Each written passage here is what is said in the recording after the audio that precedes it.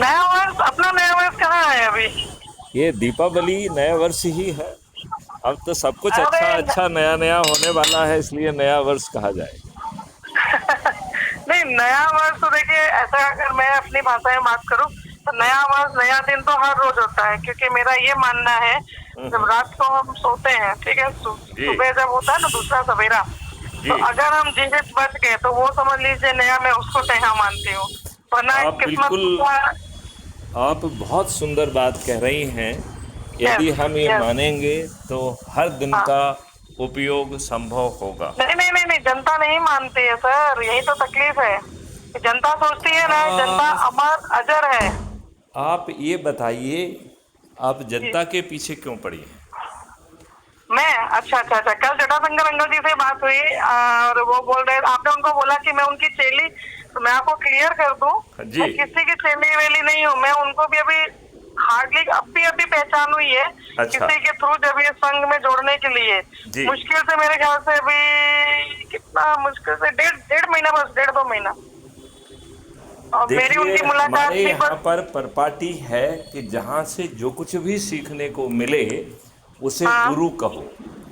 तो नहीं, कुत्ते को उनसे भी मैंने गुरु कहा किसी से गया नहीं, है, किसी पक्षी से को भी। मैंने कुछ सीखा नहीं है। देखिए मैं एक बात बोलूँ आपको, मैं क्लियर कर दे रही हूँ सर, जी सॉरी टू से कि मैं ऐसी बात आपसे कर रही हूँ, but I am very much clear, मेरे जीवन में मेरा अगर गुरु, मेरा मार्गदर्शक कोई है तो मेरे माता पिता जिन्होंने मुझे जन्म दिया है, बराबर, मेरे खानदान, मेरा परिवार, मेरे लोग जो मेरे साथ हैं, और मैं खुद स्वयं अपने आप को अपना गुरु मानती हूँ, क्योंकि मेरे अंदर अगर वो शक्ति ही नहीं है कि मैं सही को सही, गलत को गलत, अच्छे को अच्छा, बुरे को बुरा समझ सकूं, बोल सकूं, मान सकूं, तो मेरे जितना फिर बोलते हैं ना बेकार इंसान इस धरती पे है ही नहीं, कोई मतलब ही नहीं है ना।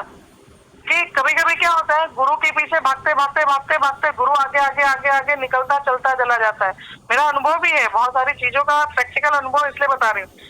गुरु कभी चेला को गुरु नहीं बनने देगा, और चेला हमेशा सपना देखता है कि मैं कहीं गुरु के कुर्सी पे ना बैठ जाऊं, कल को मैं भी गुरु बन सकूं, मैं भी इस तरीके का सब ये चीजें हासिल कर सकूं। हाँ। आरती जी, ये आप आज की व्यथा बता रही हैं। मैं उस ये व्यथा की बात कर रहा हूँ। गुरु गोविंद दो खड़े, काके लागू तो क्या पाए। लागू पाए। हाँ। बलिहारी गुरु आपकी, कि मैं गुरु गोविंद यो आपकी बताए। जो बताए, हाँ सही बात है। और दूसरी बात यह है जी। कि गुरु को नए उसमें गुरु पोजीशनिंग सिस्टम कहा जाएगा। देखिए, एग्री एग्री। पहले हाँ पहले हिमालय की चोटी पर पहुंचने वाले बहुत कम लोग होते थे। अब हाँ। आप में थोड़ी सी स्टेमिना है तो नेपाल के शेरपा आपको वहां पहुंचा देंगे सुरक्षित। बिल्कुल सही बात है। तो चूंकि उन्हें रूट का ज्ञान है, तकलीफों हाँ का ज्ञान है, और हाँ उसकी सामयिक तैयारी के साथ आप जा रहे हैं, लिहाजा हाँ। आप हिमालय की एवरेस्ट चोटी पर पहुंच ही जाएंगे। बिल्कुल सही बात है आपकी। तो मैंने जो गुरु शब्द का यूज किया था कि हाँ, जटाशंकर एक वयोवृद्ध व्यक्ति हैं, और मानती हूँ, मैं एथिस रिस्पेक्ट करती हूँ। मैं तो हर व्यक्ति से हर कुछ सीखने की कोशिश करता हूँ। आपकी बात एकदम सत्य है, लेकिन मेरी उनसे मुलाकात ही नहीं हुई है, मेरी उनसे बात ही नहीं हुई, मेरी उनसे हार्डली 3 बार बात हुई है। तो मैं अपना गुरु या अपना कुछ भी वो देखिए रिस्पेक्ट करती हूँ, बड़े हैं, बुजुर्ग हैं, फोन पे जितनी बातें काम की बात उनसे मैंने, मेरे विचार को उन्होंने एक्सेप्ट किया, वो तो मुझे अपना वो मान के चलते, बोलते अरे वाह, मैं तो सही में बहुत खुश हूँ कि मतलब ये ऐसा कोई व्यक्ति है ये इस बात दुनिया में। उन्होंने मुझसे भी कही कि यस। आप में ऊर्जा है हम्म। और आप कुछ करना भी चाहते हैं। मेरा तो है, मैं तो बताया ना आपको मैंने पहले भी बात किया, तो मैंने बताया भी आपको हम्म। कि मैं, हाँ मैंने आपको खुद ही बताया कि मेरे में ऊर्जा है, मैं बहुत पॉजिटिव रहती हूँ, सत्य को सामने रख के चलती हूँ। मुझे, मैंने आपको कल भी बोला, I hate buttering, I hate gossips, I hate फालतू चीजें। कहते हैं ना घोड़े के आगे वो लगाया जाता है, पता है क्यों? आंख पे उसके, ताकि ना इधर देखे ना उधर।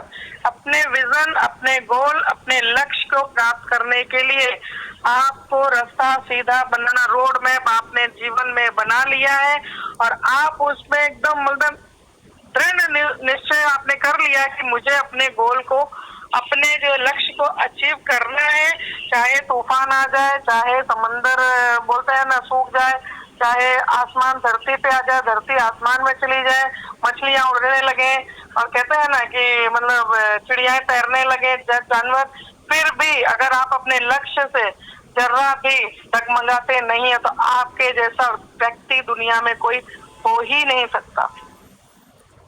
कहते हैं ना आरती जी, मेरा कहना ये है कि हर व्यक्ति अपनी बात कह रहा है, बिल्कुल, और मुझे अपनी बात नहीं कहना है, मुझे आपकी बात कहना है। मुझे ये कहना है कि हम आपको कोई ज्ञान नहीं देंगे, हम केवल आपको ये बता रहे हैं कि आपको अपना जीविकोपार्जन सर्वोपरि है। इसीलिए कहा गया है कि भूखे भजन न होए गोपाला, जाधरी कंठी जाधरी माला।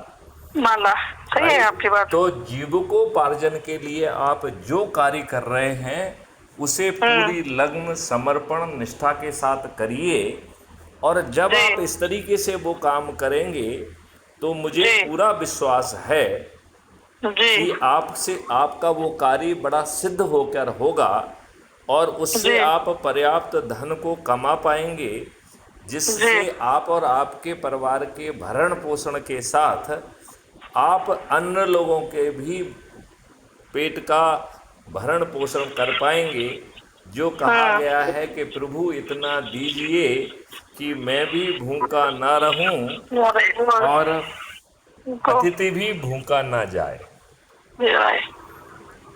तो मेरा पहला कहना ये है कि ना तो सोच बदलेंगे, ना कार्यकलाप बदलेंगे, बल्कि उल्टा ये कहेंगे कि अपना जीविकोपार्जन के लिए आप जो भी काम कर रहे हैं उसे पूरी निष्ठा के साथ करिए, उसे बहुत निष्ठा के साथ करिए, और उस निष्ठा को करने के बाद वहाँ जो 2, 4, 6 लोग बैठे हुए हैं उनको अच्छे भारत का से उन्हें क्या मिलेगा, उनको आप अपनी बात मत कहिए, उनके लिए समझने के लिए बात होना चाहिए कि उन्हें क्या मिलने वाला है। तो मेरा ये मानना है कि ये इतना पावरफुल मॉडल है कि सभी लोगों की मनोकामना पूरी होगी। इंडस्ट्रियलिस्ट को जो चाहिए वो उसे मिलेगा, किसान को जो चाहिए वो उसे मिलेगा, स्टूडेंट को जिसे चाहिए वो मिलेगा, जिसे विद्यार्जन कर रहा है उसे वो मिलेगा, साइंटिस्ट को जो है ना वो राष्ट्रीय संप्रदाय मिलेंगी, डॉक्टर्स को अपना अलग मिलेगा। तो भारत के हर वर्ग को वो सब चीज़ें मिलेंगी जो उसकी कामना की होंगी, और तब भी मिलेंगी जब आपके खीसे में पैसा नहीं है। तो सामने वाले को उसका भाव समझकर आपको अपने मॉडल में ये दिखाना है कि देखिए आपको ये चीज़ चाहिए, इसमें मिल रही है। अच्छा। और आपको ये भी बताना है कि यदि आपकी कोई राजनीतिक इच्छा शक्ति और सोच है तो उसकी पूर्ति भी होगी। नहीं, पॉलिटिक्स में तो बहुत इंटरेस्ट है मुझे, क्योंकि मुझे पॉलिटिक्स तो बदलना है। बहुत इंटरेस्ट है। आप किसी को मत बदलिए, सिर्फ अपने लोगों को सुनिए मेरी बात ध्यान से। यदि आरती जी आप अपने लोगों को जोड़ पाएंगे तो आप इतना बड़ा काम कर रहे हैं कि आप सोच भी नहीं सकते हैं। आप स्वामी विवेकानंद का काम कर रहे हैं।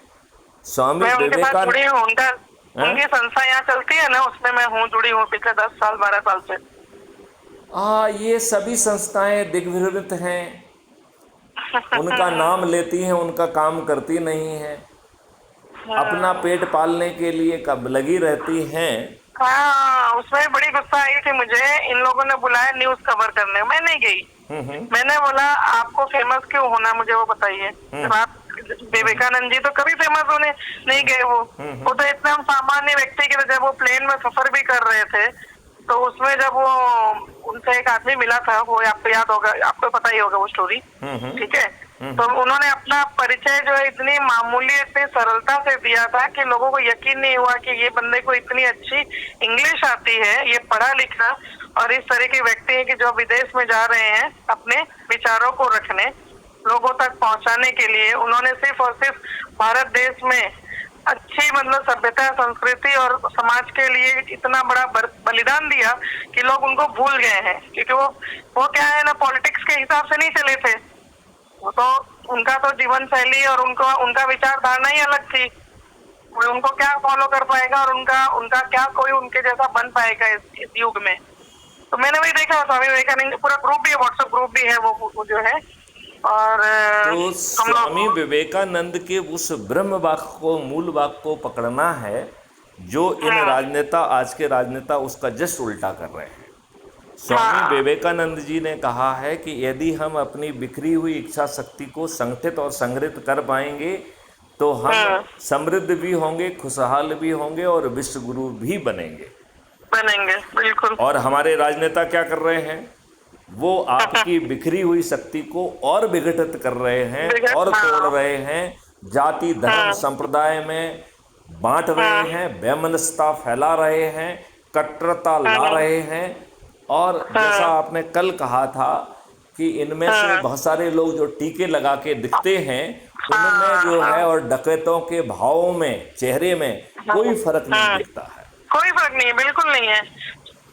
तो ये बहुत बड़ी बात आपने कही थी कि कई बार ये टीकाधारी जो अपने आप को सनातन धर्म का ठेका देते हैं, वो दिखने में इतने डरावने दिखते हैं कि उन्हें देखकर एक डकैत का अनुभव होता है। और शायद उनका कृत्य भी वैसा ही है।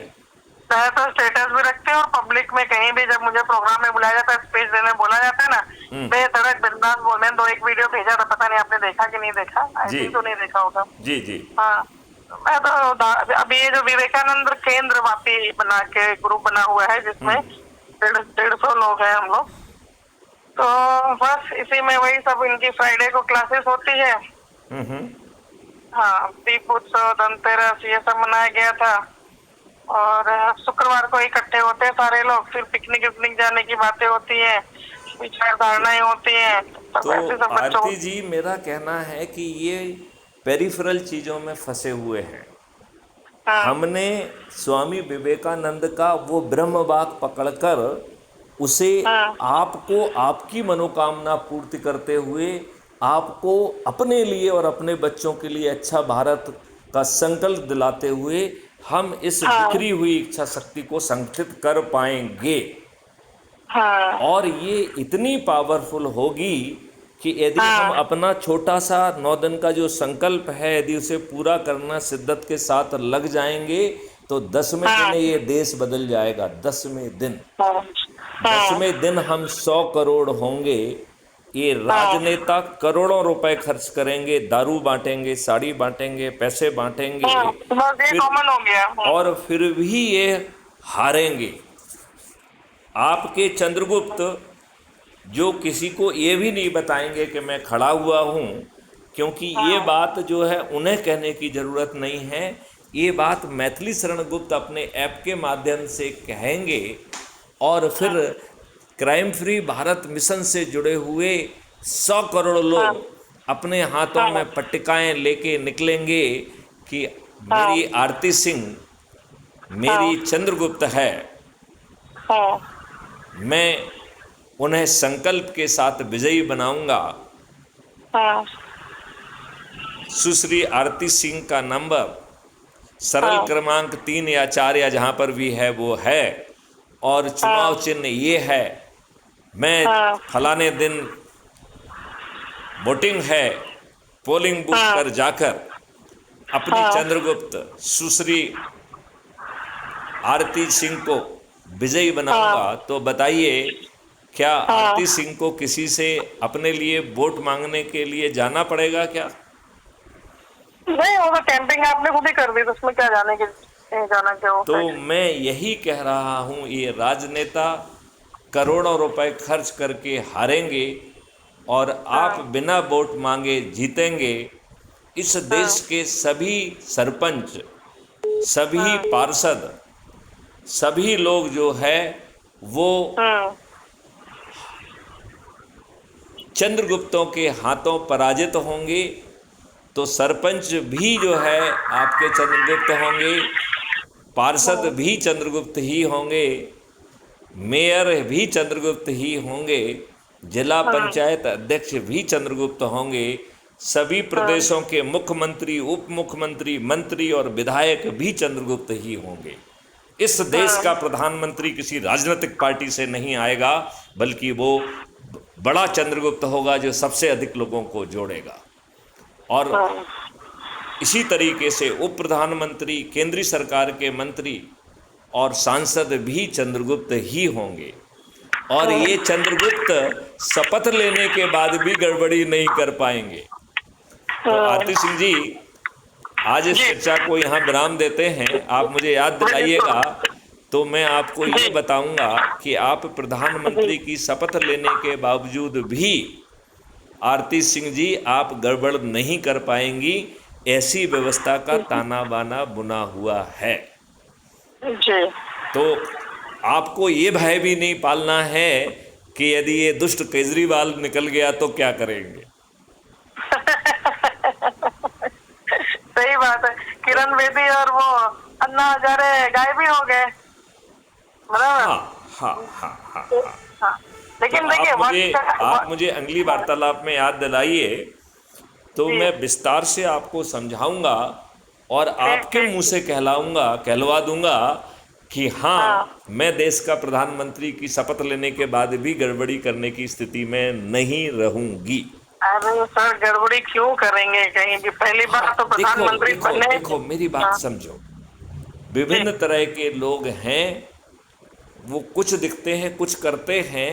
मैं ये कह रहा हूँ मॉडल में इतनी ताकत है कि वो आपको उस पद पर भी पहुंचाएगा, अच्छा भारत को अवतरित भी करेगा और कोई भी कंपोनेंट गड़बड़ी नहीं कर पाएगा। यदि धोखे से गलत व्यक्ति उस जगह पे पहुंच जाता है तो पहले तो सवाल ये उठता है कि जब वो व्यक्ति अच्छे भारत के बारे में कहते कहते इतने लोगों को जोड़ेगा तो उसका हृदय परिवर्तन ही हो जाएगा।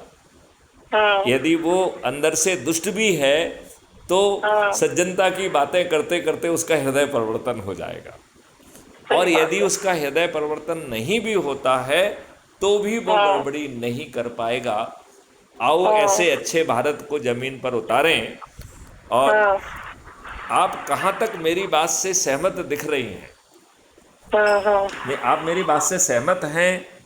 और किस हद नहीं, तक मैं सहमत सुनती हूँ आपकी बात को बड़े ध्यान से। नहीं तो मैंने आपको बोला ना अभी, जैसे कि जटाशंकर अंकल ने आपके बारे में खाली नाम बताया, चर्चा किया, ठीक। ना मुझे किसी ने नंबर दिया, ना मुझे किसी ने कुछ किया। मैंने उनसे बोला भी नंबर दीजिए तो बोलने लगे ऐसा ऐसा है, ये है, वो है, सब। तो ठीक है, कोई बात नहीं भाई, तो पढ़ी लिखी हूँ, गंवार तो हूँ नहीं, दिमाग तो है, भगवान ने इतना इस काबिल तो बनाया है। तो मैं आपका यूट्यूब चैनल पे वापस से गई, फिर वहीं देखा पहले टॉप पे आपने उसको अपने इंट्रोडक्शन के पहले ही जो है डिस्क्रिप्शन, उसके पहले आपका नंबर डाल रखा है। तो मैंने कहा चलो ट्राई मारते हैं, अगर वही नंबर है तो बात हो जाएगी, नहीं होगी तो कोई बात नहीं, ऐसा। तो चलिए आरती जी, एक बार फिर से आपको दीपावली की बहुत बहुत शुभकामनाएं। आपको भी, आपको माध्यम से पूरे परिवार के सभी सदस्यों को भी मेरी तरफ से दीपावली की शुभकामनाएं। और जैसा आपने कहा है कि आओ हर दिन को हम नया वर्ष मनाएं और अच्छे भारत को स्थापित करें, इसी संकल्प के साथ आज की इस वार्तालाप को हम विराम देते हैं। मेरा भी चैनल है, यूट्यूब चैनल अपना, आपके जैसा तो नहीं है, छोटा मोटा स्टार्टअप किया है मैंने। कोई चीज छोटी नहीं है, बस उस चैनल से जितने लोग जुड़े हैं उन तक इस संदेशों को पहुंचाने का क्रिया चालू कर दीजिए। हाँ देखेंगे, अभी तो जल्द से ज्यादा नहीं, बस 220 लोग सब्सक्राइब किए हैं मुझे। अच्छा। और अभी 22 जून को स्टार्ट किया, टाइम नहीं निकाल पाती हूँ ना एक्चुअली, फिर भी थोड़ा थोड़ा करके जो भी अपने विचार को ला रही हूँ उसमें जी। तो। और मेरे मालूम है, आप मानेंगे व्यूज के कहाँ तक जाता है, 25,000। देखो, लोग मुझसे कहते हैं कि आप एक ही बात को बार बार दोहरा रहे हैं, तो मैं कहता हूँ ये मेरी मजबूरी है, क्योंकि एक ही बात को बार बार कहने के बाद भी आपको समझ में नहीं आ रही है। तो बात तो वही है कि नहीं? तो बात तो वही है। चलिए, तो आरती जी आपसे वार्तालाप आगे होता रहेगा। बिल्कुल। अभी मैं आपसे अनुमति चाहूंगा। जय हिंद, जय भारत, जय हिंद, जय भारत, जय गुरुदेव, जय गुरुदेव।